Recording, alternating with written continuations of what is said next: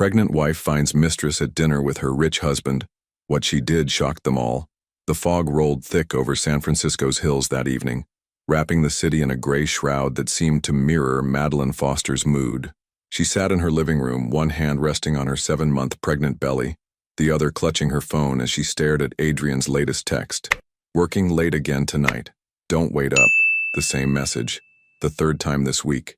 Madeline's fingers traced circles on her rounded stomach, feeling the baby's gentle kicks beneath her silk blouse.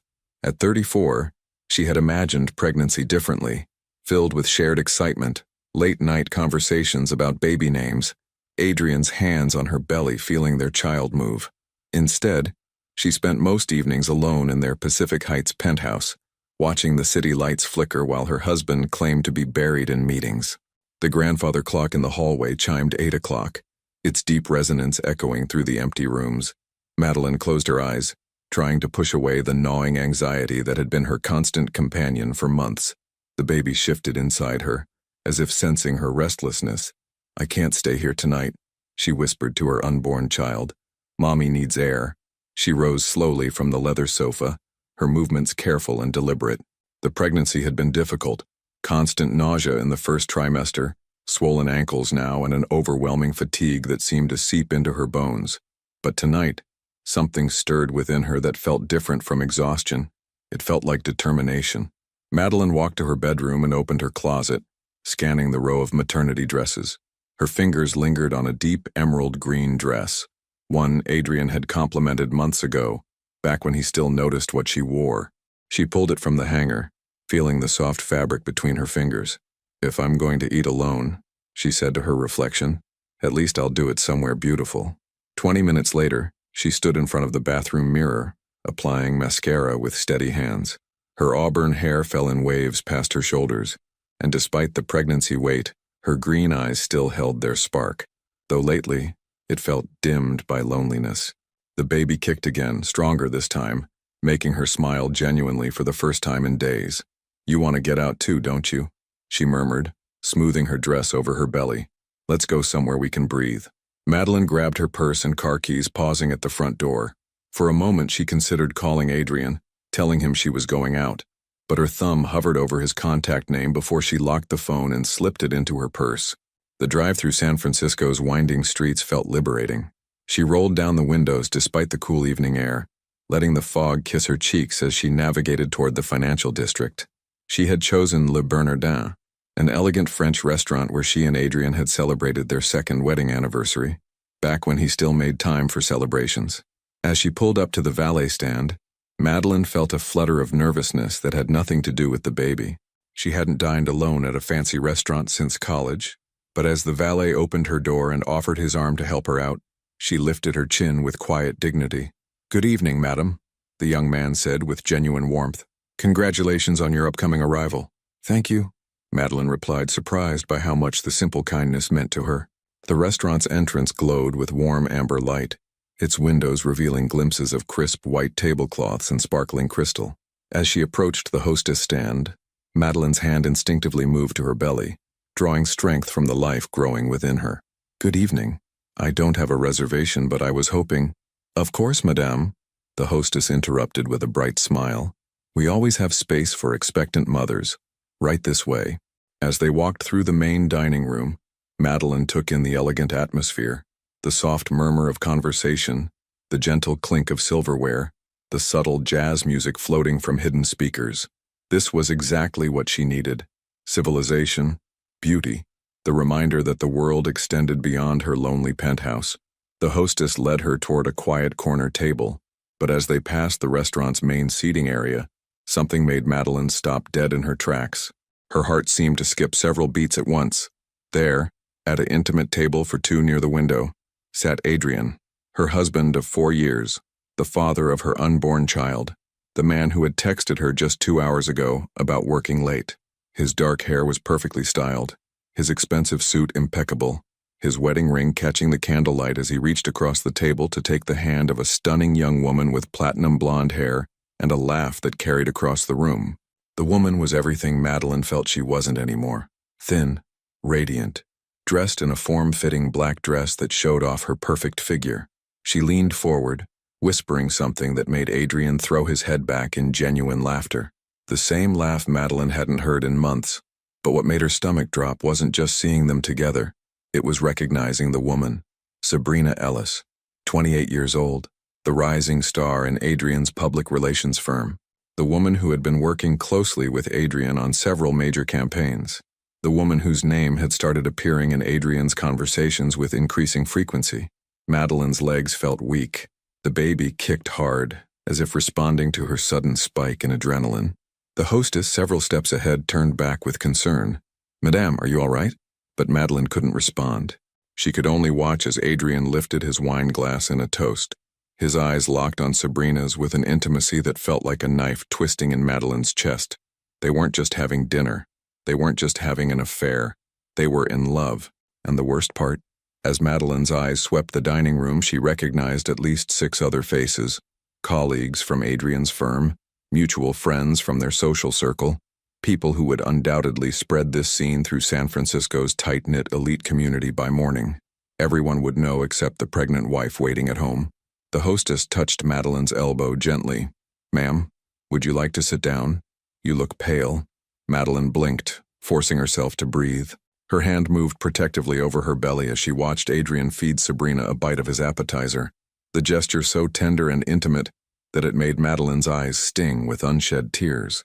But as the initial shock began to fade, something else rose up inside her, something that felt like steel forming in her spine. "Actually," Madeline said quietly, her voice steadier than she felt, "I think I'll take that table after all." Imagine discovering that your husband is having a romantic dinner with his mistress while you, 7 months pregnant, believed he was working. And worse, all of the couple's friends are witnessing the betrayal, except you. What would you do in that moment?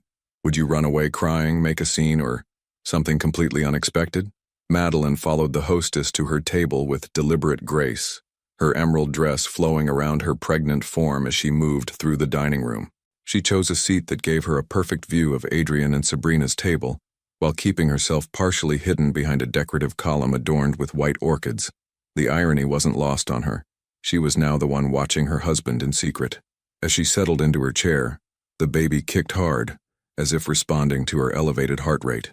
Madeline placed both hands on her belly, drawing strength from the life growing inside her. She wasn't just fighting for herself anymore. She was fighting for her child's future. "Can I start you with something to drink?" the waiter asked, his voice gentle and professional. "Sparkling water with lemon, please," Madeline replied, her voice surprisingly steady. "And I'll need a few minutes with the menu." As the waiter walked away, Madeline allowed herself to truly observe the scene unfolding 20 feet away. Adrian had removed his wedding ring, something she noticed immediately because she had developed the habit of checking for it whenever he came home late. Sabrina wore a stunning black cocktail dress that probably cost more than most people's rent. Her platinum hair swept up in an elegant chignon that showed off diamond earrings that caught the restaurant's ambient lighting. They looked like the perfect power couple. Young, successful, beautiful, unburdened by the realities of pregnancy and marriage. Madeline's phone buzzed. Another text from Adrian. "Meeting running longer than expected. Order takeout for yourself. Love you."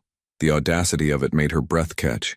She watched as he typed the message, his thumbs moving quickly across his phone screen, while Sabrina traced patterns on his forearm with her perfectly manicured nails. When he finished texting, Adrian leaned across the table and whispered something that made Sabrina giggle, a sound that was bright and carefree in a way that made Madeline remember how she used to laugh before pregnancy. Exhaustion and loneliness had settled into her bones. "Your water, madame," the waiter said, returning with her drink. "Have you decided on an appetizer?" Madeline looked up at him, a kind-faced man in his 50s with gentle eyes that reminded her of her father. An idea began forming in her mind, fragile at first but growing stronger with each heartbeat. "Actually," she said quietly, "I have a rather unusual request. Could you please call your manager over? I'd like to discuss something privately." The waiter's expression shifted to one of concern. "Of course. Is everything all right?"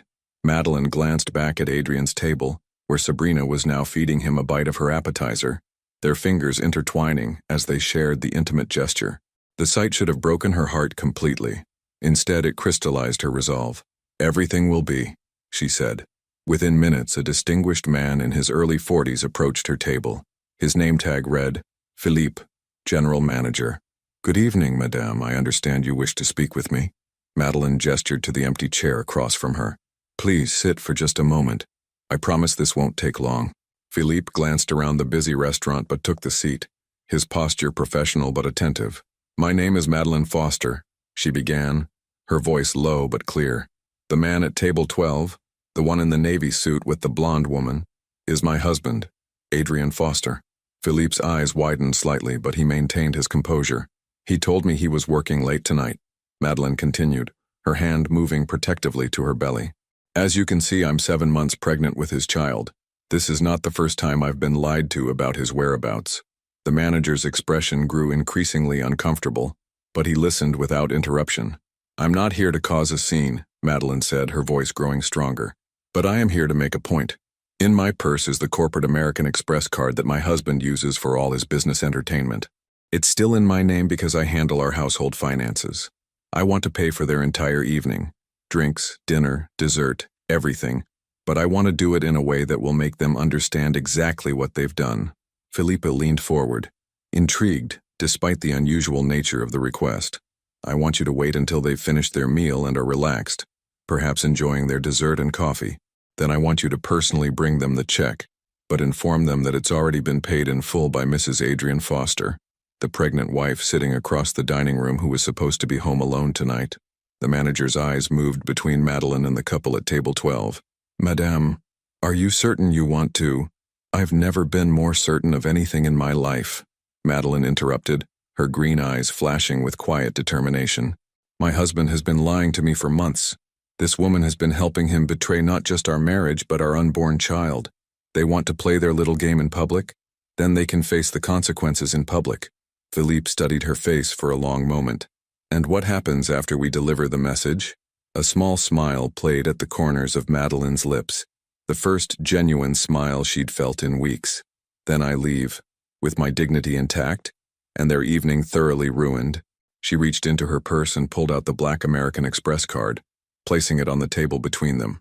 This card has no limit, and my husband has been very generous with it lately, though apparently not with me. Philippe picked up the card, examining it. Mrs. Madeline Foster, he read aloud. Corporate account. That's right. And Philippe? Madeline's voice took on an edge of steel that surprised even her. I want you to make sure everyone in this restaurant knows exactly what kind of man Adrian Foster is. The kind who leaves his pregnant wife at home while he wines and dines his secretary. She's his secretary? Public relations coordinator, Madeline corrected. But the principle remains the same. As if on cue, Adrian's laughter rang out across the restaurant again. This time, Madeline didn't flinch. Instead, she felt a calm settle over her that she hadn't experienced in months. For the first time since discovering Adrian's betrayal, she wasn't the victim hiding in the shadows. She was the one holding all the cards. Philippe stood up, slipping the credit card into his jacket pocket. Consider it done, Mrs. Foster. Would you like me to have your meal prepared to go? Madeline shook her head. I think I'll stay and enjoy my dinner. After all, I'm paying for everyone's meal tonight. I might as well get my money's worth. As Philippe walked away to set her plan in motion, Madeline ordered the most expensive items on the menu. Lobster thermidor, a bottle of their finest non-alcoholic champagne, and the chocolate soufflé that took 30 minutes to prepare. She had nowhere else to be, and for the first time in months she was exactly where she wanted to be, watching, waiting, and preparing to reclaim her life one perfectly calculated move at a time. The baby kicked again, gentler this time, as if approving of her mother's newfound strength. Madeline savored each bite of her lobster thermidor, her appetite returning for the first time in weeks. From her strategic position behind the orchid-adorned column, she had a perfect view of Adrian and Sabrina's table, and what she observed only strengthened her resolve. Adrian had ordered the most expensive wine on the menu, a 2015 Chateau Margaux that cost more than most people made in a week. Sabrina wore a different piece of jewelry than when they'd first sat down, a delicate tennis bracelet that caught the light with every gesture. Even from across the room, Madeline recognized it as the business gift Adrian had claimed to buy for a client last month. Her phone buzzed again. Another text from Adrian. This meeting is brutal. Probably won't be home until after midnight. Don't wait up, sweetheart. Madeline set down her fork and typed back. Take all the time you need, darling. I'm enjoying a quiet evening at home. The irony of their text exchange while she watched him caress another woman's hand made her almost laugh out loud. Almost. Mrs. Foster? Philippe appeared beside her table, his expression a mixture of professionalism and barely concealed amusement. I wanted to update you on the arrangements. Your husband's party has ordered their second bottle of wine and requested the chef's tasting menu for dessert. The total so far is approaching $800. Perfect, Madeline replied, taking a sip of her sparkling water. Have they noticed anything unusual? Not yet, but I did take the liberty of mentioning to several of our regular customers that we had a very generous patron treating the entire restaurant tonight. Philippe's eyes twinkled with mischief. Word has a way of spreading in establishments like ours. Madeline glanced around the dining room and noticed subtle changes in the atmosphere. Conversations seemed more animated, and several patrons kept glancing toward Adrian's table with renewed interest. She recognized at least 4 couples from San Francisco's social circuit, people who attended the same charity galas and country club events where Adrian liked to network. Mrs. Foster, Philippe continued quietly, I feel compelled to ask, are you absolutely certain you want to proceed with this? Once we deliver the message, there's no taking it back. Madeline looked down at her rounded belly, then back at her husband, who was now brushing a strand of hair from Sabrina's face with the same tender gesture he used to reserve for her.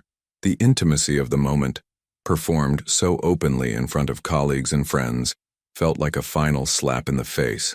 Philippe, she said, her voice steady as steel, my husband has been lying to me for months. He's spent our money on another woman while I've been home alone, pregnant with his child. He's made me feel invisible, unwanted, and foolish. Tonight, he gets to experience all 3 of those feelings himself. A new voice interrupted their conversation. Madeline? Madeline Foster? Both Madeline and Philippe turned to see Cordelia Westbrook, the wife of one of Adrian's major clients, approaching their table. Cordelia was a woman in her early 50s with impeccable taste and an even more impeccable memory for gossip. Cordelia, Madeline said, forcing a smile. How lovely to see you. My dear, you look absolutely radiant. When are you due? Cordelia's eyes swept over Madeline's dress with approval before scanning the restaurant. Are you dining alone? Where's that handsome husband of yours? Philippe excused himself diplomatically, leaving Madeline to handle what could either be a complication or an opportunity. Adrian is... Madeline paused, her eyes finding her husband's table where he was now feeding Sabrina chocolate-covered strawberries. Working late, as usual. Cordelia followed Madeline's gaze and her expression shifted dramatically. Her perfectly lipsticked mouth formed a small O of surprise as she took in the scene at table 12.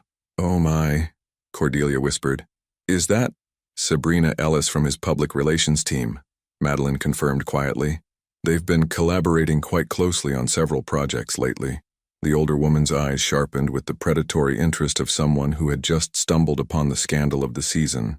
And he told you he was working. He texted me 20 minutes ago saying the meeting was running long and he wouldn't be home until after midnight. Madeline's voice carried just enough hurt to be believable, but not enough to seem weak. Cordelia's hand moved to her chest in a gesture of dramatic sympathy. Oh, you poor dear. And you're so far along in your pregnancy. This is absolutely unconscionable. As if sensing he was being watched, Adrian looked up from his intimate dinner and his eyes swept the restaurant.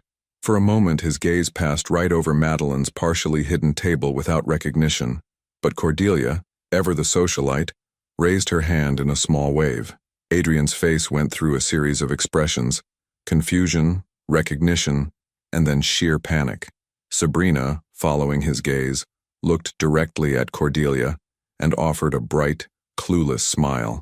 Well, Cordelia said, her voice carrying the satisfied tone of someone who had just witnessed something deliciously scandalous. This is certainly interesting. I think I'll just pop over and say hello to Adrian. It's been ages since we've chatted. Oh, Cordelia, you don't need to...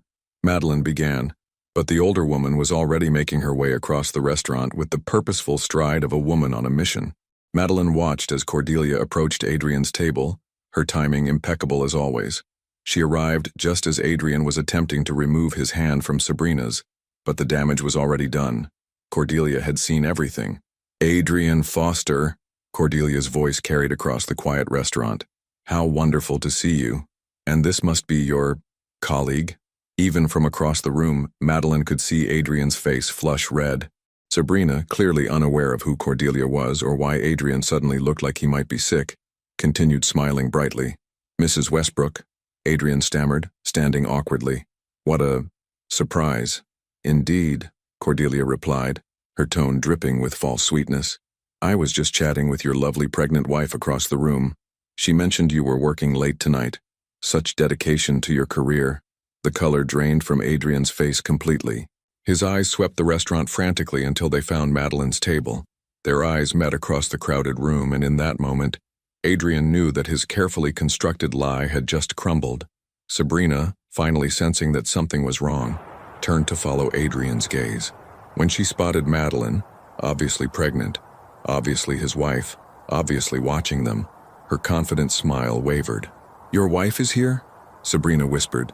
But in the suddenly quiet restaurant, her words carried farther than she intended. Madeline raised her glass of sparkling water in a mock toast, her smile serene and terrible. She mouthed the words, "Hello, darling," across the room. Adrian sank back into his chair as if his legs had given out beneath him. The trap was closing, and there was nowhere left to run. The restaurant had taken on the electric atmosphere of a theater moments before the curtain rises. Conversations at neighboring tables had grown quieter, but eyes were more active, darting between Adrian's table and the pregnant woman sitting alone across the room. Word was spreading through the dining room like ripples in a pond. Madeline finished her lobster with deliberate calm, occasionally glancing up to see Adrian's increasingly frantic attempts at damage control. He kept whispering urgently to Sabrina, whose confident demeanor was cracking like expensive veneer under pressure. Cordelia had returned to her own table, but not before stopping at 2 other tables to share what she had witnessed, her voice carrying just enough to ensure maximum distribution of the scandal. Philippe appeared at Madeline's side again, this time carrying a small silver tray. Mrs. Foster, I wanted to inform you that your husband has requested the check 3 times in the last 10 minutes. He seems quite eager to leave. I imagine he is, Madeline replied, dabbing her lips with her napkin. And what have you told him? That there seems to be some delay with their credit card processing and we're working to resolve the issue. Philippe's professional mask slipped just enough to reveal a hint of satisfaction. I thought you might want to know that Mrs. Westbrook has been quite communicative with the other patrons. Madeline glanced around the restaurant and noticed the subtle shift in energy. Several couples were no longer pretending not to watch Adrian's table. James Morrison, one of Adrian's biggest clients, was staring openly with an expression of disgust. His wife, Patricia, had her phone out and was typing rapidly, probably updating her social media followers about the evening's unexpected entertainment. Perfect timing, Madeline murmured. She placed her hands on her belly and stood slowly, drawing the attention of several nearby tables. Pregnancy made every movement deliberate, and she used it to her advantage as she walked toward the ladies' room, her path taking her directly past Adrian's table. As she approached, she could hear fragments of their heated whisper argument. Told me you were separated, Sabrina hissed, her perfectly applied makeup unable to hide her growing panic. We are having problems, but, Adrian started. Problems? She's pregnant, Adrian, 7 months pregnant. Sabrina's voice cracked slightly. Do you have any idea how this looks? Keep your voice down, Adrian pleaded, his eyes darting around the restaurant. People are staring. Of course they're staring. Your pregnant wife just caught you on a date. Sabrina's composure was unraveling by the second. God, I feel sick. This isn't what you told me. This isn't what we agreed to. As Madeline passed their table, she slowed her pace just enough to make eye contact with Sabrina. The younger woman's face was flushed with embarrassment and anger, not at being caught, but at realizing she had been lied to as well. Excuse me, Madeline said quietly, her voice carrying just far enough for neighboring tables to hear. I don't believe we've been properly introduced. I'm Madeline Foster, Adrian's wife. Sabrina's mouth opened and closed like a fish gasping for air. Adrian half rose from his chair, his face a mask of panic and guilt. Madeline, what are you doing here? I thought you were at home. I was feeling restless, Madeline interrupted, her hand moving protectively to her belly. The baby was active tonight, and I didn't want to be alone, so I decided to treat myself to dinner. She smiled serenely. Imagine my surprise at finding my husband here, entertaining his colleague on a work night. The nearby tables had given up any pretense of not listening. Forks were suspended halfway to mouths, wine glasses forgotten in hands, all attention focused on the unfolding drama. This isn't what it looks like, Adrian said weakly, the lie sounding pathetic even to him. Oh? Madeline tilted her head slightly. What does it look like to you, Miss Ellis? Sabrina's face cycled through several emotions: anger, embarrassment, and something that looked like dawning realization. I thought, Adrian told me. She stopped, seeming to recognize that anything she said would only make things worse. He told you what exactly? Madeline's voice remained gentle, but there was steel underneath. That we were separated?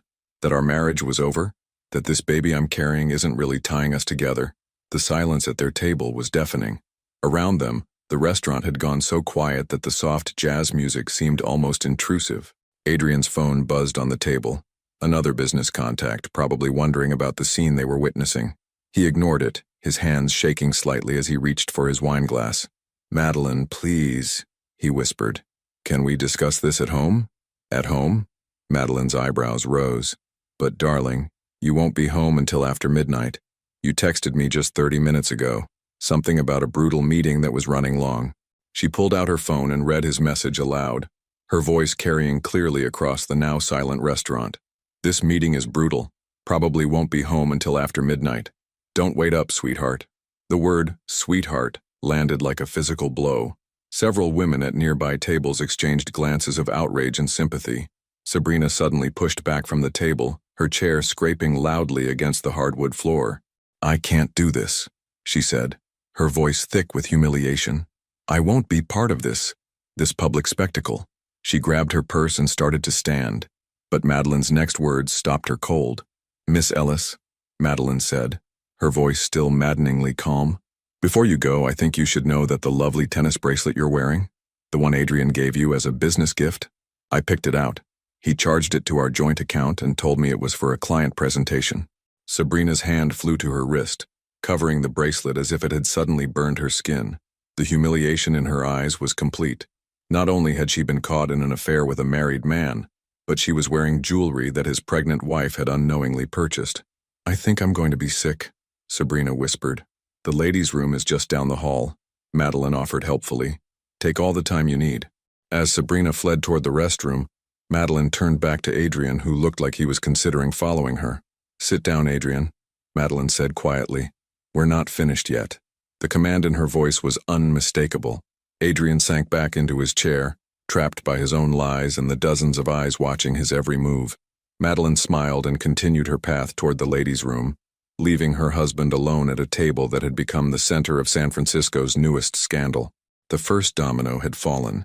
The rest would follow soon enough. When Madeline returned from the ladies' room 5 minutes later, the restaurant's atmosphere had shifted completely. What had been a collection of individual dinner conversations was now a unified audience watching the most scandalous live performance San Francisco high society had seen in years. Adrian sat alone at his table, staring at his hands. The expensive wine he had ordered remained barely touched, and the elaborate dessert course he had requested for Sabrina sat untouched, its artistic presentation slowly melting under the warm restaurant lights. His phone buzzed continuously with incoming calls and messages, but he ignored them all. Madeline approached his table with the same measured grace she had shown all evening, one hand supporting her lower back, the other resting on her rounded belly. She looked radiant in a way that seemed almost otherworldly. Pregnant women often had a glow, but tonight Madeline seemed to shine with something more powerful than hormones. She glowed with purpose. "May I sit down?" she asked, gesturing to Sabrina's abandoned chair. Adrian looked up at her with haunted eyes. "Madeline, I can explain." "I'm sure you can," she replied, settling carefully into the chair. "You've always been good with explanations. Work emergencies, late meetings, client dinners, business trips that come up at the last minute. You have an explanation for everything." Around them, conversations had resumed, but at a much lower volume. Everyone was straining to hear what the pregnant wife would say to her cheating husband. "This isn't what you think," Adrian said weakly, using the same tired line that had failed him earlier. "Adrian?" Madeline said, her voice taking on the patient tone one might use with a confused child. "I'm sitting across from you at a romantic dinner table set for two. There's a half-empty bottle of Chateau Margaux, the same wine we shared on our wedding anniversary, sitting between us. The woman who just ran to the ladies' room in tears is wearing a tennis bracelet that I personally selected, and that was charged to our account. What exactly do you think I think this is?" Adrian's mouth opened and closed several times before he finally whispered, "How long have you known?" "Long enough," Madeline replied. long enough to realize that while I've been home planning our baby's nursery, you've been planning a completely different future with someone else." She gestured to the elegant table setting, the expensive wine, the untouched dessert. "This is quite elaborate for a business dinner, don't you think? The flowers, the candlelight, the intimate seating arrangement. You've really outdone yourself. Madeline, please, can we talk about this at home? People are watching." "People are watching," she agreed, glancing around the restaurant where several familiar faces were no longer even pretending not to stare. "James Morrison over there looks particularly interested. Isn't he the client you've been trying to land for months? The one whose wife Patricia has 30,000 followers on Instagram?" Adrian's face went white as he followed her gaze to the Morrison table, where James was indeed watching with unconcealed disgust while his wife typed rapidly on her phone. "And there's David Chen from the Chamber of Commerce," Madeline continued conversationally, "the one who's always talking about family values and moral leadership in business. He seems quite fascinated by your definition of working late." "Stop," Adrian pleaded. "Please, just stop." "Stop what?" Madeline asked innocently. "I'm simply acknowledging our friends and colleagues. After all, you've made our private business quite public by bringing your girlfriend to the most visible restaurant in the financial district." At that moment, Philippe approached their table, carrying a leather portfolio. "Excuse me, Mr. Foster, Mrs. Foster. I have your check ready." Adrian reached for his wallet automatically. "Finally, just put it on my American Express." "Actually, sir, there's been a small complication with that." Philippe opened the portfolio and placed it in front of Adrian. "It seems the card you gave us has been temporarily suspended for unusual activity." Adrian frowned and pulled out his personal credit card. "Then use this one." Philippe cleared his throat delicately. "I'm afraid the amount may exceed your card's available limit, sir. The total for this evening's dining experience is quite substantial." "How substantial?" Adrian asked, though from his expression, he was beginning to suspect this was not going according to plan. $1,437, Philippe announced clearly, his voice carrying to nearby tables. "This includes the Chateau Margaux, the chef's tasting menu, the premium appetizer selection, and of course, the additional champagne service that was requested." Adrian stared at the check in disbelief. "Additional champagne service? I didn't order." "Actually, darling, that was me," Madeline said sweetly. "I took the liberty of ordering a bottle of Dom Perignon to be sent to every occupied table in the restaurant. I thought it would be nice to celebrate." The blood drained from Adrian's face. "You did what?" "I wanted to make sure everyone could toast your special evening," Madeline explained, her voice carrying clearly across the suddenly silent restaurant. "After all, it's not every day that a man finds the courage to publicly display his commitment to his mistress while his pregnant wife waits at home." Several diners at nearby tables actually gasped. Patricia Morrison's typing became more frantic. "But don't worry about the cost," Madeline continued, reaching into her purse. "I have the corporate American Express card right here, the one that's in my name because I manage our household finances, the one you've been using to wine and dine Miss Ellis for the past 3 months." She placed the black card on the table between them, and Adrian stared at it as if it were a venomous snake. "Of course I could choose not to pay," Madeline mused. "I could let you figure out how to cover $1,400 on your personal credit card, but that might be embarrassing for you, having to call the bank to increase your limit or worse, having to wash dishes to cover the tab." Adrian's hands were visibly shaking now. "Madeline, please." "Please what?" she asked. "Please save you from the consequences of your own choices? Please protect you from the embarrassment of being exposed as a liar and a cheat? Please enable your behavior by quietly paying for your romantic evening with another woman?" She picked up the credit card and held it between her fingers, studying it as if she had never seen it before. "You know what the interesting thing is about this card, Adrian? It's connected to our joint checking account. The same account where your paycheck is deposited. The same account I use to pay for our mortgage, our car payments, my prenatal care, and all the preparations for our baby." The restaurant had gone completely silent now. Even the background music seemed to have stopped. "So technically," Madeline continued, her voice clear and strong, "every romantic dinner you've had with Sabrina, every gift you've bought her, every hotel room you've booked, it's all been funded by our family's money. Money that should have been spent on our home, our future, our child." She stood up slowly, her movements deliberate and graceful despite her advanced pregnancy. "But tonight, for the first time in months, this card is going to be used for something that actually makes me happy." Adrian looked up at her with desperate confusion. "What do you mean?" Madeline smiled. the first genuine joyful smile she had felt in months. "I mean, darling, that I'm about to buy myself the most expensive divorce I've ever heard of." The silence that followed Madeline's declaration lasted exactly 7 seconds, long enough for every person in the restaurant to process what they had just heard, and for Patricia Morrison to hit post on her Instagram story. Then the dam broke. Applause started at the Morrison table. Slow, deliberate clapping from James Morrison that gradually spread throughout the restaurant. Not everyone joined in, but enough did to create a wave of support that washed over Madeline like warm sunshine. Several women actually stood up, their faces showing a mixture of admiration and solidarity that made Madeline's eyes sting with unexpected tears. Adrian looked around the restaurant in horror as the applause continued. His phone, which had been buzzing intermittently all evening, now began ringing constantly. Through the large windows, he could see people on the sidewalk pulling out their phones, obviously recording or photographing the scene inside. "This is insane," he whispered to Madeline. "You're making a public spectacle of our private problems." "Our private problems?" Madeline's voice carried clearly over the dying applause. "Adrian, you brought your mistress to the most visible restaurant in the financial district. You've been lying to me for months while spending our money on another woman. You've humiliated me in front of our entire social circle. What exactly about this situation was ever private?" As if summoned by her words, Sabrina emerged from the ladies' room, her makeup hastily repaired, but her composure still fractured. She took one look at the scene, the standing ovation that was just ending, the dozens of phones pointed in their direction, Adrian's ashen face, and froze in the restaurant's entrance. "Oh God," she breathed, her voice carrying in the expectant silence. "This is really happening, isn't it?" Madeline turned to face the younger woman with surprising gentleness. "Yes, Miss Ellis, this is really happening. The question is, what are you going to do about it?" Sabrina's eyes darted between Adrian and Madeline, then to the sea of faces watching her every move. I need to leave. I need to get out of here." "I understand," Madeline said. "But before you go, I think you deserve to know the truth about what Adrian told me about you." "Madeline, don't," Adrian started, but she cut him off with a look.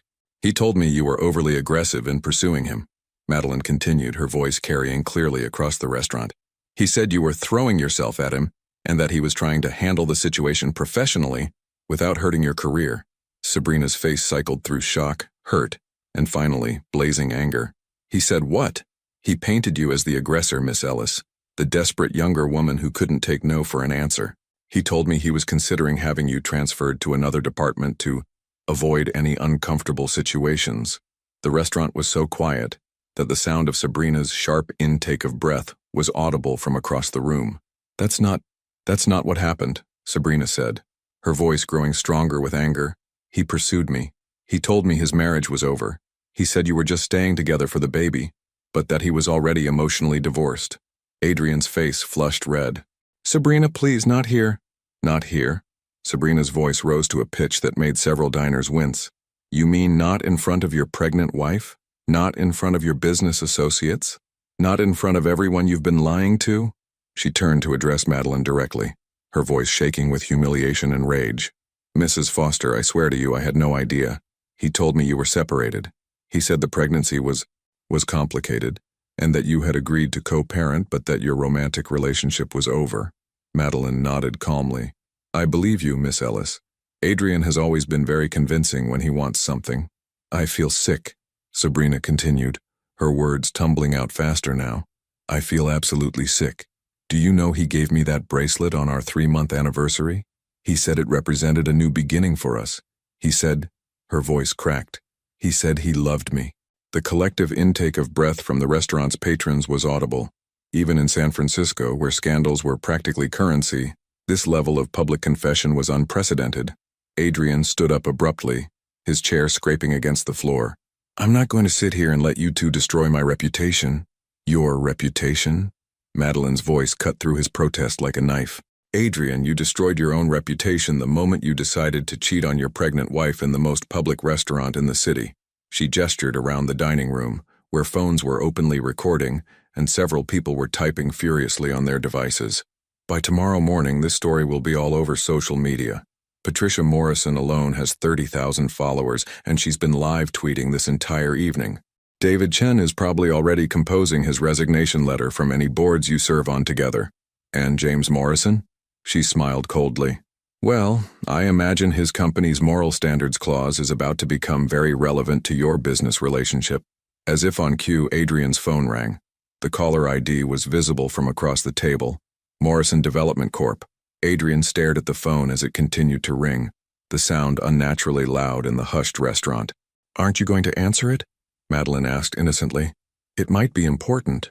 This is harassment, Adrian said weakly. This is public humiliation. Yes, Madeline agreed simply. It is. Just like the humiliation I've felt every night for the past 3 months, wondering why my husband preferred to work late, rather than come home to his pregnant wife. Just like the humiliation Sabrina is feeling right now, discovering that the man she thought loved her was actually telling his wife that she was a desperate homewrecker. Sabrina, who had been listening to this exchange with growing horror, suddenly grabbed her purse and headed for the exit. Miss Ellis, Madeline called after her.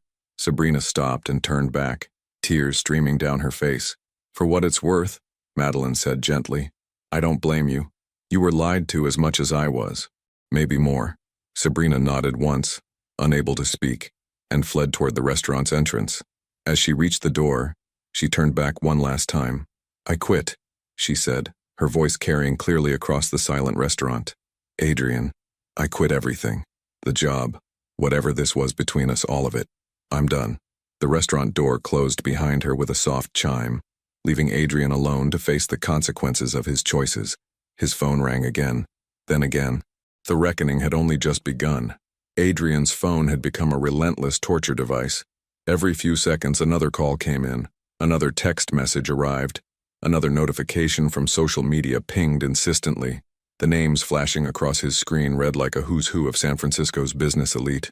All the people he had spent years cultivating relationships with, all the contacts that had made his public relations firm successful, all calling to distance themselves from him. Morrison Development Corp. Appeared on his screen for the 4th time, then Westbridge Capital, then SF Chamber of Commerce Board. Each call he ignored seemed to spawn 3 more. Madeline sat across from him, serenely finishing her sparkling water while watching his professional life implode in real time. The restaurant had settled into an expectant hush. Diners were no longer pretending to eat, openly watching the drama unfold at table 12. You should probably answer one of those, Madeline suggested mildly. James Morrison seems particularly persistent. Adrian looked at her with desperate eyes. Madeline, please, can we just go home and talk about this privately? I'll do whatever you want, just, please. Not like this. Not like what? She asked. Not publicly? Not in front of witnesses? Adrian, you've been conducting your affair publicly for months. Every restaurant you took her to, every hotel you checked into, every gift you bought her with our money, all of it was public. The only difference is that tonight, I'm finally part of the audience. His phone buzzed with a text message, then another.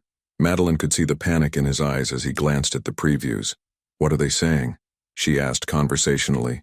I can't. Adrian's hands were shaking as he stared at his phone. Would you like me to read them for you? Madeline offered. I have excellent vision. Before Adrian could object, she leaned forward and read the visible text preview aloud. James Morrison. Effective immediately, Morrison Development is terminating all contracts with Foster PR. Your conduct tonight was disgraceful. The words hit Adrian like physical blows. Morrison Development was his biggest client, representing nearly 40% of his firm's annual revenue. And this one, Madeline continued, reading another preview, from the Chamber of Commerce. Adrian, please submit your resignation from the board immediately. This situation is untenable. Adrian finally grabbed his phone and turned it face down on the table, but the buzzing continued. Madeline could see sweat beading on his forehead despite the restaurant's comfortable temperature. You know what the fascinating thing is? Madeline said, her voice taking on a contemplative tone. For months I've been wondering what was wrong with me. Why wasn't I enough for you? Why did you prefer working late to coming home to your pregnant wife? I actually started therapy, convinced that I was the problem. She paused to take a sip of her water, letting the words sink in. Dr. Harrison, my therapist, kept telling me that I shouldn't blame myself for your distance, that healthy marriages require both partners to be present and engaged. But I kept thinking maybe if I was more interesting, more attractive, more Something, you'd want to come home. Adrian's face crumpled. Madeline, you are enough. No. She cut him off firmly. Don't you dare try to make this about my self-worth now. Not after letting me spend months believing I was failing as a wife. Philippe appeared at their table again, this time with a concerned expression. Mrs. Foster, I don't wish to intrude, but there are several members of the press outside. Someone apparently tipped off the society reporters about tonight's events. Through the restaurant's large windows, Madeline could see the flash of cameras and the silhouettes of people with microphones. The story had already grown beyond social media gossip into legitimate news. Adrian buried his face in his hands. This is a nightmare. My career is over. Everything I've built is gone. Everything you built was based on deception, Madeline replied calmly. A successful public relations firm run by a man who couldn't manage the public relations of his own marriage. There's a certain poetic justice to it, don't you think? His phone rang again. This time, the name on the screen made him visibly flinch. Marcus Webb, senior partner. Marcus Webb was Adrian's business partner, the co-founder of their PR firm, and one of his oldest friends. If Marcus was calling, it meant the situation had reached critical mass. You have to take that one, Madeline said quietly. Marcus deserves to hear from you directly before he finds out on Instagram that his business partner is a trending topic. Adrian stared at the phone for 3 more rings before finally answering with trembling fingers. Marcus, he said, his voice barely above a whisper. Even from across the table, Madeline could hear Marcus's voice through the phone, loud, angry, and getting louder by the second. The one-sided conversation was clearly audible to anyone within 15 feet. Absolutely no idea how to handle this PR disaster you've created. Clients calling me at home demanding explanations. Pregnant wife paying for your date with your secretary? Are you insane? Partnership agreement has a morality clause, Adrian. And you just triggered it. Adrian kept trying to interrupt, to explain, to minimize, but Marcus wasn't having it. Pack your office tomorrow. The board is meeting at 8 a.m. to discuss your removal. Don't ever use me as a reference for anything, ever again. The line went dead. Adrian sat in stunned silence, still holding the phone to his ear. Around them, the restaurant's patrons weren't even pretending not to listen anymore. Several people were openly filming with their phones, probably streaming live to social media. Well, Madeline said into the silence. That sounded like it went well. Adrian's phone immediately started ringing again. This time it was Cordelia Westbrook, the woman who had started the evening's revelations and who served on the boards of half the charitable organizations in the city.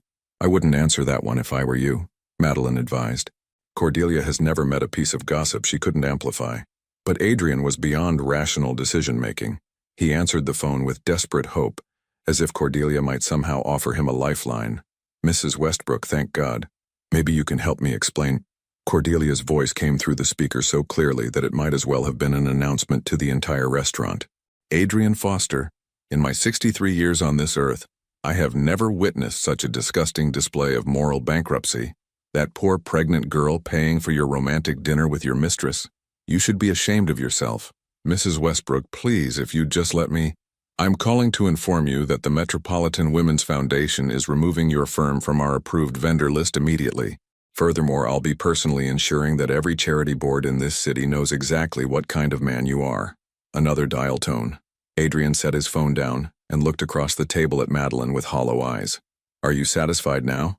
He asked, his voice broken. My business is destroyed. My reputation is gone. Everyone I've ever worked with thinks I'm a monster. Madeline considered this for a moment, her hand resting on her pregnant belly. Adrian, she said finally, I didn't destroy your reputation. You did that all by yourself, one lie at a time. I just refused to help you hide it anymore. She signaled Philippe, who approached immediately. I think it's time for the check, she said. Of course, Mrs. Foster. And may I say on behalf of the entire staff that you have conducted yourself with remarkable grace this evening. As Philippe walked away, Madeline turned back to Adrian one last time. Oh, and darling, she said sweetly, you might want to start looking for a good lawyer, because tomorrow morning I'm filing for divorce and I'm asking for everything. The next morning arrived with all the subtlety of a freight train. Madeline woke in the guest bedroom of their Pacific Heights penthouse, a room she had claimed the night before when Adrian finally came home at 2 a.m., reeking of whiskey and desperation.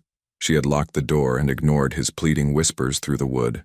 Now, at 7 a.m., She sat at her laptop with a cup of herbal tea, scrolling through the digital carnage that had erupted overnight. The baby kicked gently against her ribs, as if sensing her mixture of satisfaction and exhaustion. "Good morning, little one," she whispered to her belly. "Ready to see what Daddy's famous for today?" The headlines were everything she could have hoped for and more. SFPR executive's pregnant wife pays for his date with Mistress. San Francisco Chronicle. Foster PR founder caught cheating, loses major clients overnight. Business Journal. Society scandal. The $1,400 dinner that destroyed a marriage. SF social scene blog. But it was Patricia Morrison's Instagram post that had really set the internet ablaze. The video she had secretly recorded of Madeline's final speech had been viewed over 200,000 times in 8 hours, with comments ranging from "Queen behavior" to "This woman is my hero." The hashtag #ChartMadelineStrong was already trending. From the master bedroom came the sound of Adrian's phone ringing. Again. It had been going off every few minutes since 6 a.m. Madeline could hear his increasingly desperate attempts to do damage control, each conversation more pathetic than the last. "Marcus, please just listen to me for 2 minutes." Click. "James, I can explain everything if you'll just..." Click. "Mr. Patterson, about the Westbridge account." Click. Madeline smiled and took another sip of her tea. She had an appointment at 9 a.m. with Catherine Bradley, San Francisco's most ruthless divorce attorney, a woman who had earned her reputation by leaving cheating husbands with nothing but their underwear and a bus pass. Her phone buzzed with a text from her sister Jenny in Portland. "Oh my God, you're all over Twitter. Mom's calling everyone she knows. Are you okay? Do you need me to come down there?" Before she could respond, another text arrived. This one from her best friend Claudia. "Girl, I am living for this. Adrian got exactly what he deserved. Coffee later? I'm buying." Then another, from her neighbor Mrs. Chen. "Dear, I saw the news. If you need anything at all, please don't hesitate to ask." That man should be ashamed of himself. The support was overwhelming and completely unexpected.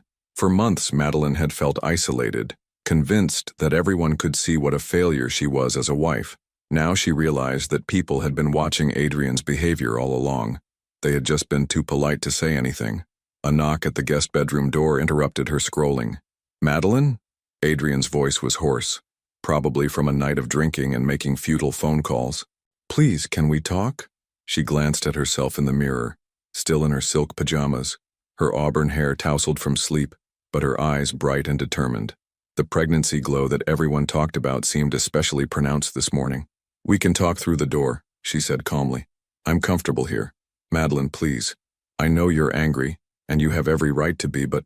"But what, Adrian?" she interrupted. "But you're sorry? But it didn't mean anything? But you still love me?" Silence from the other side of the door. "Because here's what I learned last night," Madeline continued, her voice steady and clear. "It did mean something.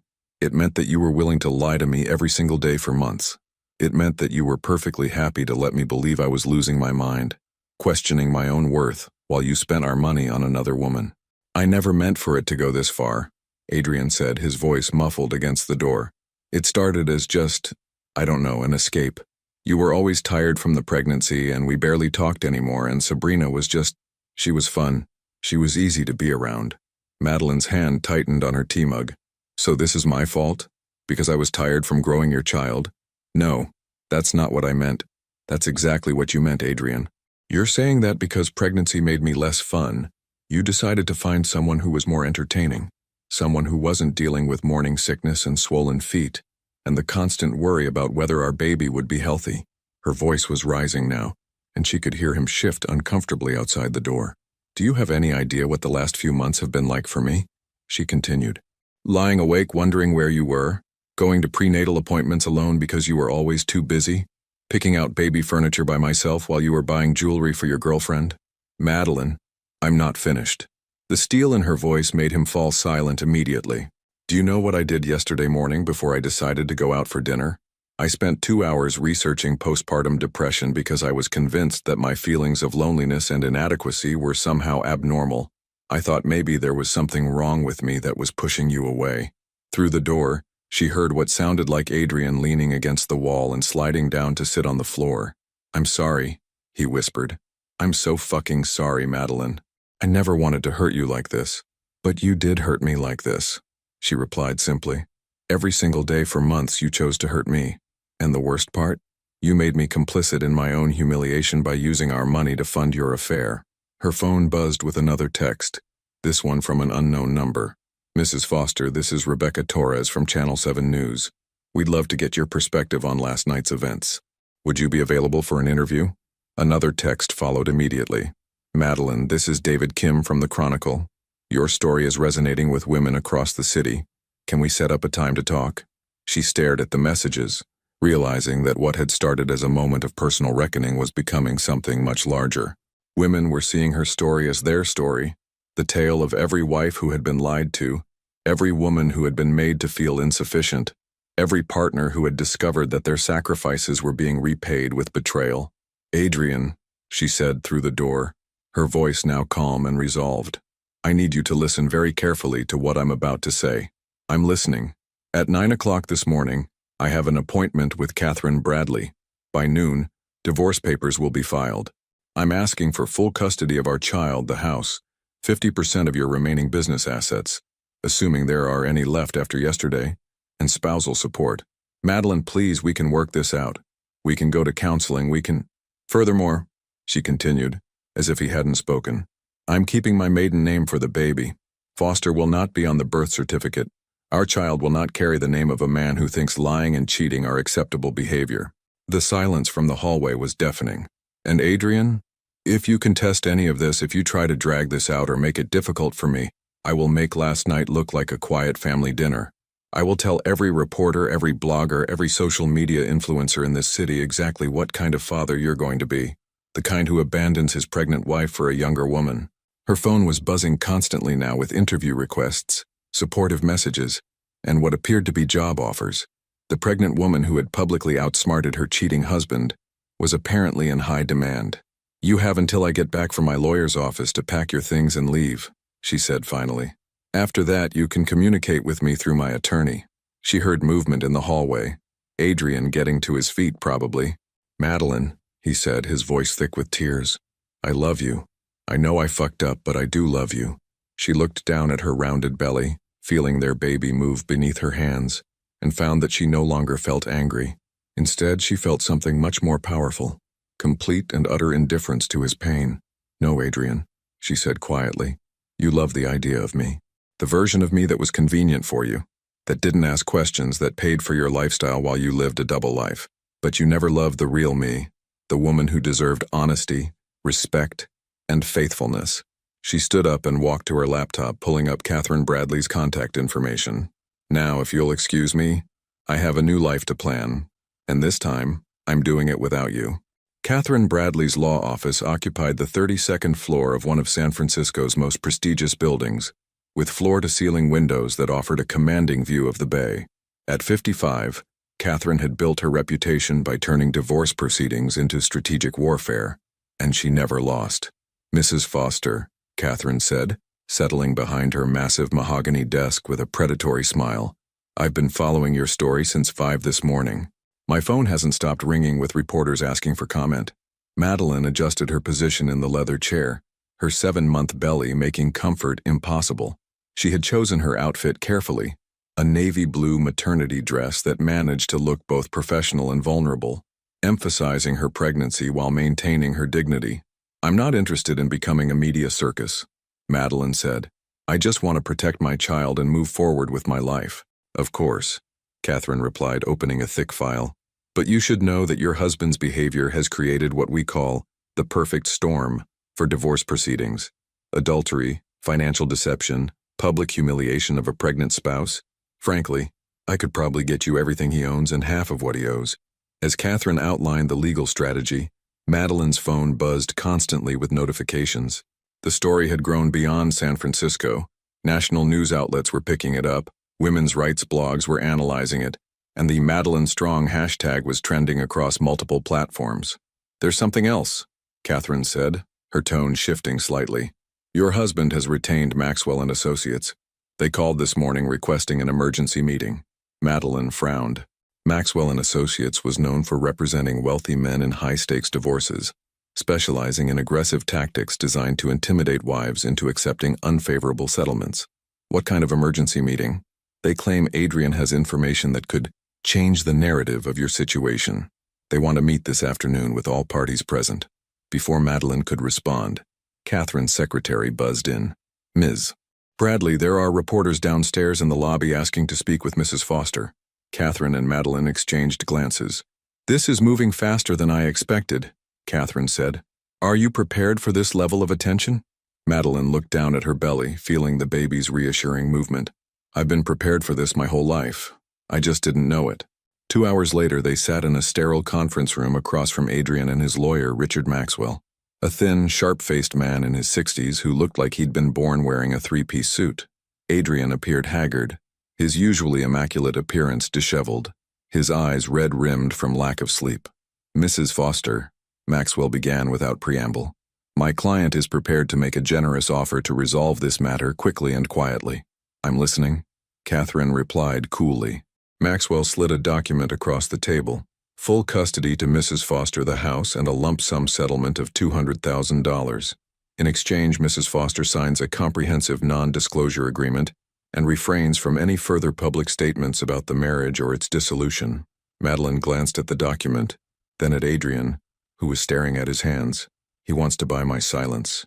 My client wants to minimize the ongoing damage to his reputation and business interests. Maxwell corrected. What business interests? Catherine asked with mock confusion.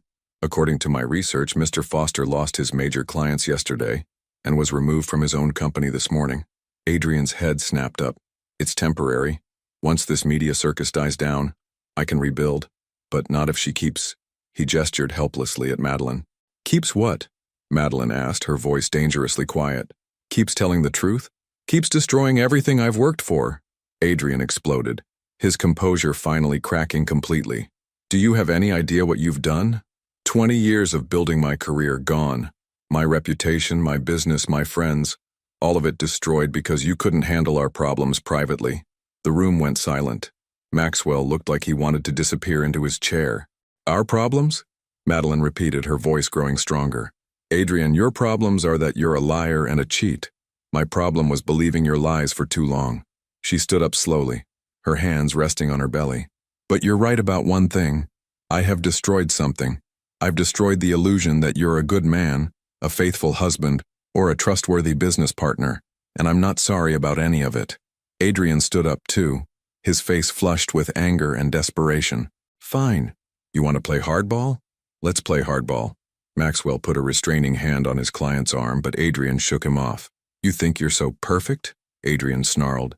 You think everyone's going to keep seeing you as the innocent victim? I've got news for you, Madeline. I know about the savings account. Madeline's expression didn't change, but Catherine leaned forward with interest. What savings account? Catherine asked. Adrian smiled for the first time since entering the room, a cold, ugly expression that made him look like a stranger. The one she's been hiding from me for 2 years. $50,000 skimmed from our household budget and stashed away in a separate account. Tell them, Madeline. Tell them how you've been stealing from our marriage just as much as I have. Maxwell looked uncomfortable with the direction this was taking, but didn't intervene. Is this true? Catherine asked Madeline quietly. Madeline looked at Adrian for a long moment, then smiled, genuinely smiled for the first time since sitting down. Yes, she said simply. It's absolutely true. Adrian's triumphant expression faltered as he realized she wasn't denying it. I opened that account 2 years ago. Madeline continued, her voice clear and strong. Every month I set aside a small amount from our grocery budget, our household expenses, little bits here and there. Do you know why? She turned to address Maxwell directly, her tone conversational. Because 2 years ago I found a receipt in Adrian's jacket pocket for a hotel room at the Fairmont.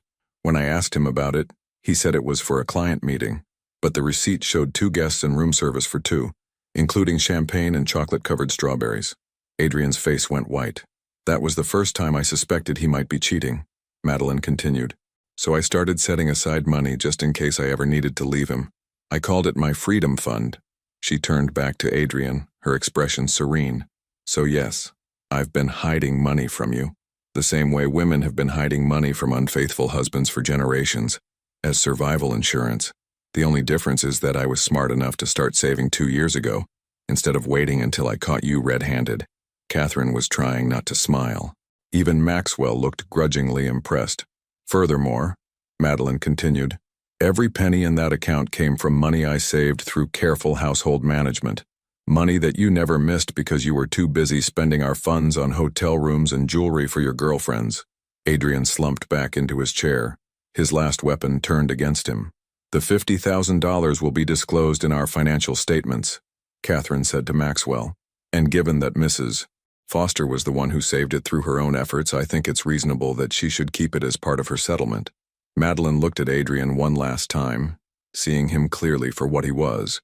Not a master manipulator or a powerful adversary, but a weak, selfish man who had finally run out of places to hide. Adrian, she said quietly, I want you to understand something. I didn't destroy your life in that restaurant. I simply stopped protecting you from the consequences of your own choices. There's a difference. She gathered her purse and stood to leave. Oh, and about that NDA, she said to Maxwell, you can shred it. I'm not interested in protecting the reputation of a man who never bothered to protect his own family. As she walked toward the door, Adrian called out one last desperate plea. Madeline, wait. Please. What about our baby? What about our family? She paused at the door and looked back at him. Our baby will be fine. As for our family, she placed her hand on her belly. We'll be better than fine. We'll be free. The door closed behind her with a soft click, leaving Adrian alone with the wreckage of his own making. Outside in the hallway, Catherine caught up with her. That was masterful, she said with genuine admiration. Most people would have been rattled by his last-minute accusation. Madeline smiled, feeling lighter than she had in months. Catherine, I've been married to Adrian for 4 years. I know exactly who he is when he's desperate. The only surprise is that it took him this long to show everyone else. As they waited for the elevator, Madeline's phone buzzed with another interview request. This one from a national morning show. For the first time in years, the future felt full of possibilities. 3 weeks later, the morning light streaming through the windows of Madeline's Pacific Heights penthouse felt different now, brighter, cleaner, filled with possibility instead of dread. She sat at her kitchen table, her laptop open beside a steaming cup of herbal tea, responding to emails that would have been unimaginable just a month ago. Dear Mrs. Foster, I represent the Empowerment Leadership Institute. We would like to invite you to speak at our annual conference about financial independence and recognizing the warning signs of emotional manipulation in marriage. Madeline, this is Sarah Chen from Bay Area Women's Legal Aid. Your story has inspired dozens of women to reach out for help with their own situations. Would you consider joining our advisory board? Mrs. Foster, HarperCollins Publishing would like to discuss your interest in writing a book about your experience. The baby kicked vigorously against her ribs as if responding to her mother's sense of purpose. At 8 months pregnant, Madeline had never felt more powerful or more certain of her path forward. Good morning, little one, she murmured, rubbing her belly. Ready to see what we've built? Her phone buzzed with a text from Jenny.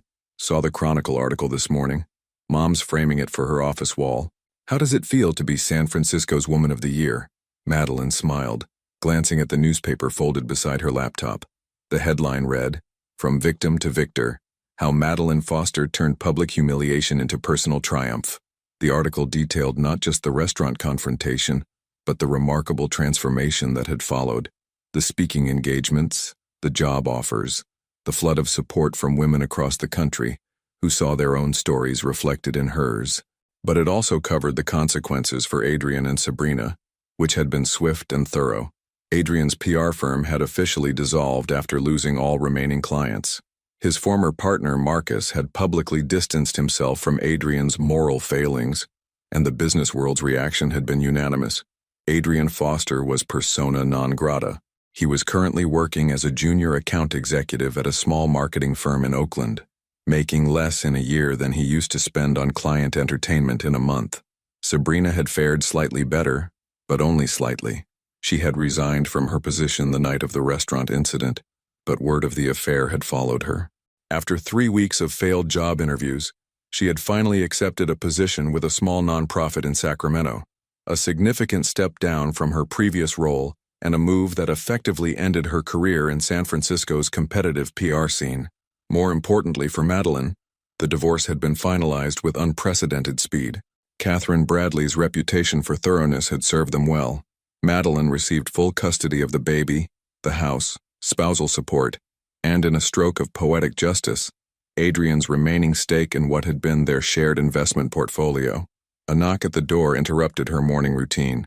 Through the security monitor, she saw a delivery person holding an enormous bouquet of white roses. "Mrs. Foster?" the young man asked when she opened the door. "These are for you." The card attached to the flowers was from the women's shelter where she was scheduled to speak the following week.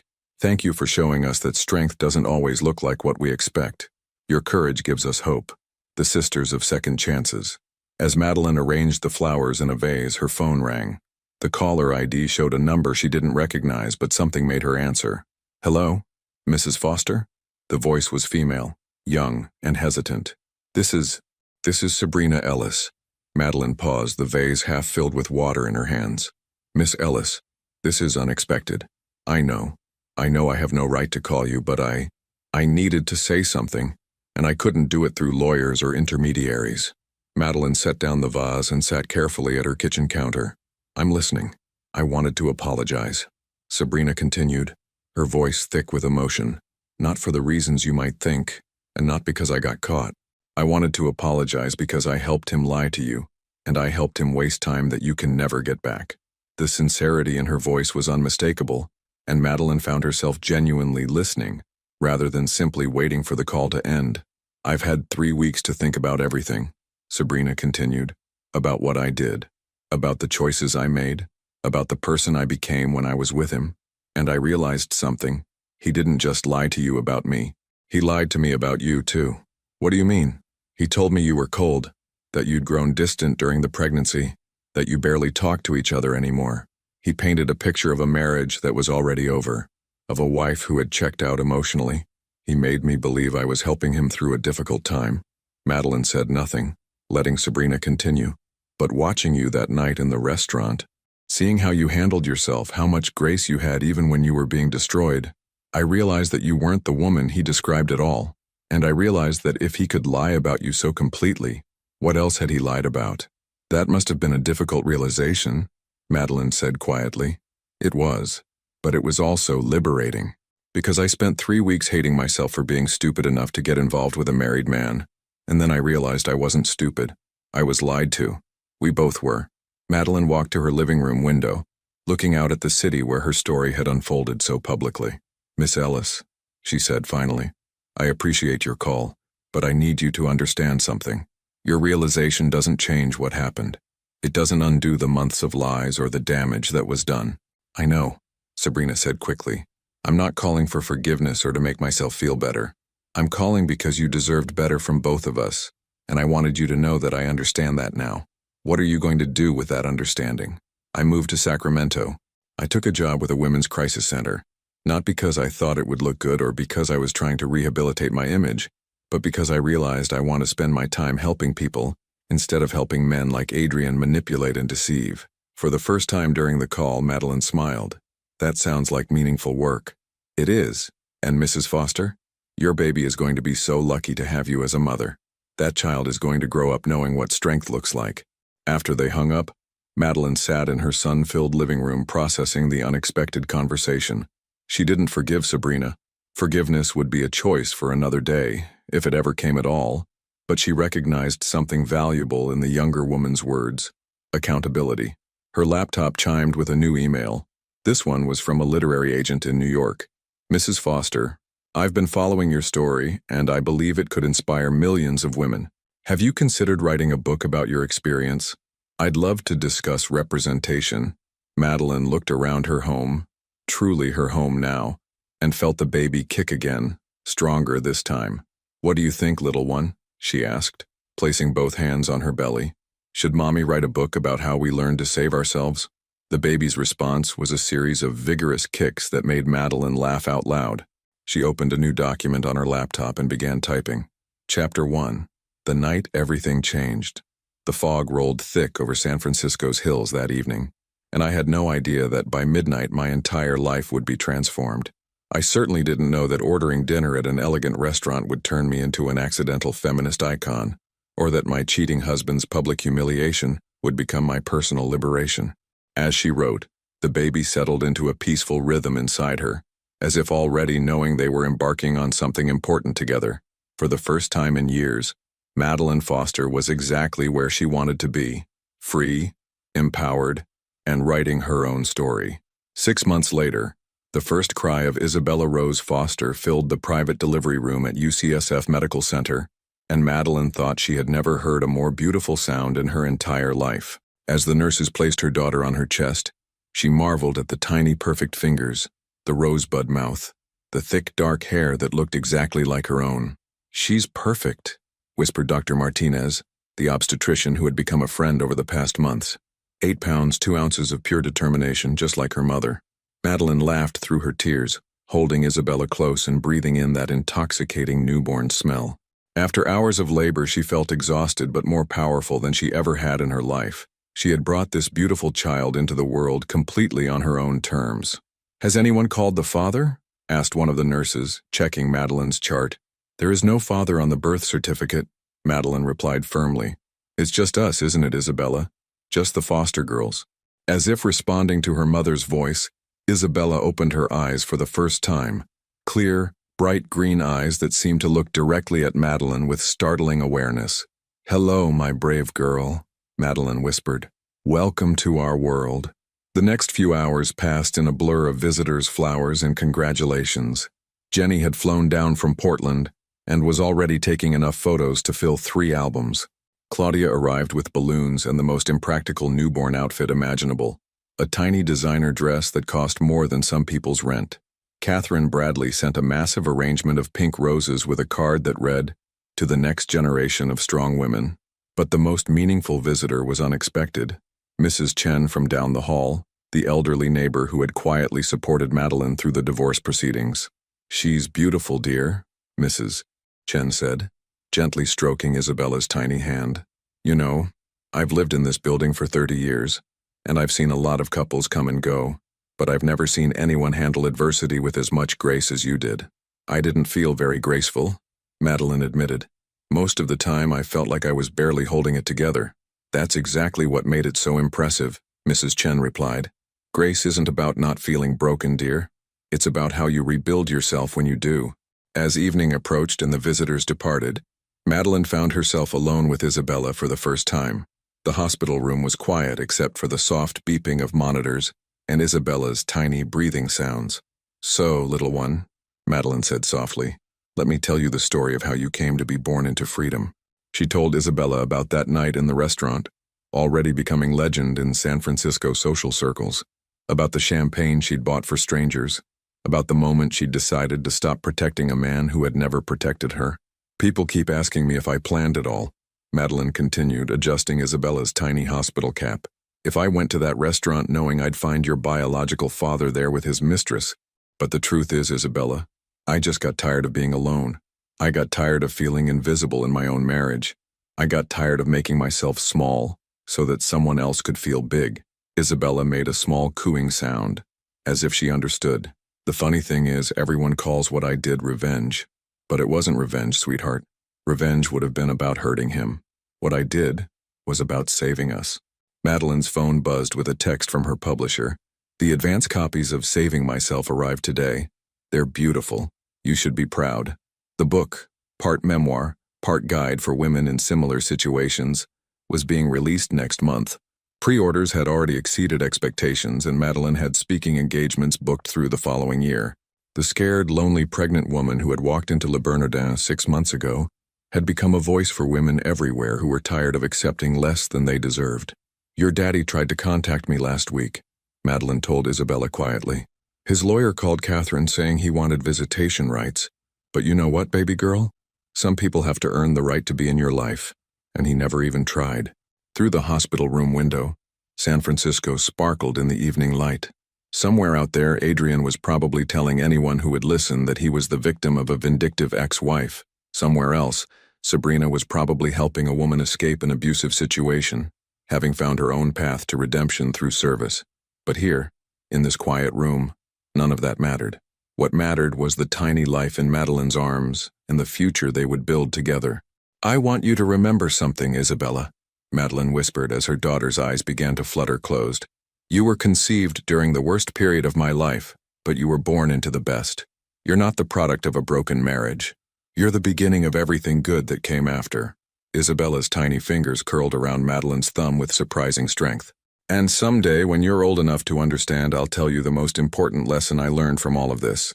Sometimes the most courageous thing you can do is refuse to stay quiet about your own worth. As Isabella drifted off to sleep, Madeline thought about the question she'd been asked hundreds of times over the past 6 months. Would you do it again? The answer was always the same. I would do it sooner. Because that night in the restaurant, when she'd made the split-second decision to pay for Adrian and Sabrina's romantic dinner, she hadn't just exposed their affair. She had discovered something far more valuable: her own strength. The woman who had walked into Le Bernardin feeling invisible and unwanted had walked out knowing she was unstoppable. And now, holding her daughter in the golden evening light, Madeline Foster knew with absolute certainty that the best chapters of their story were yet to be written. "Sweet dreams, Isabella," she whispered. "Tomorrow we start writing your story, and I promise you, it's going to be extraordinary." Outside the hospital window, the San Francisco fog was beginning to roll in, soft and mysterious as always. But for the first time in years, Madeline wasn't afraid of what the morning might bring. She was excited about it. You have just witnessed what happens when a woman stops protecting everyone else and starts protecting herself. Sometimes the most powerful thing you can say isn't an angry word or a tearful plea. Sometimes the most powerful thing you can say is simply, "I'm done." Would you have the courage to do the same? If you were in Madeline's shoes, pregnant, betrayed, publicly humiliated, would you have found the strength to turn the tables on your betrayer? Or would you have accepted it silently, as so many women do every day? Madeline's story reminds us that sometimes the most revolutionary act is simply to stop protecting those who have never protected us. True strength is not shouting or crying. It is looking into the eyes of those who have betrayed you and saying with dignity, "I'm done." Your participation in the channel is very important, so please leave your opinion in the comments. I hope you enjoyed today's video. If you did, please leave a like to help me out, and don't forget to subscribe to the channel so you don't miss out on the next stories. Thanks for watching, and see you in the next video.